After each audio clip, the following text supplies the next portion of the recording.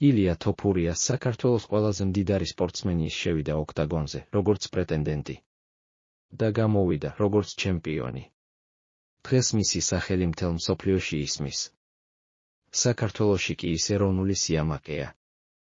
ილია თოფურია ის დაუმარცხებელი მებრძოლი გახდა არა მხოლოდ მსოფლიოს ჩემპიონი, არამედ ყველაზე მდიდარი ქართველი სპორტსმენი ისტორიაში. რამდენს გამოიმუშავებს ის? მხოლოდ ალექსანდრ ვოლკანოვსკისთან გამარჯვებისთვის მან მიიღო დაახლოებით 1 თებერვალი $1,000,000 და ეს მხოლოდ დასაწყისია.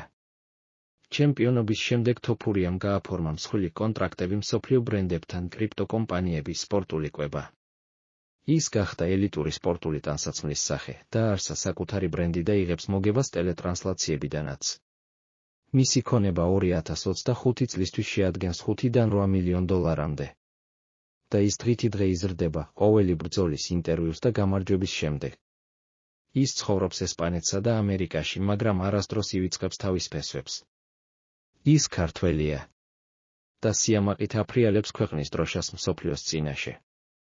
ის არის ახალი ეპოქის სიმბოლო ქართულ სპორტში.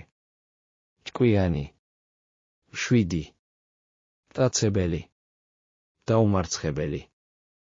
ილია თოფურია მხოლოდ ჩემპიონი კი არაა.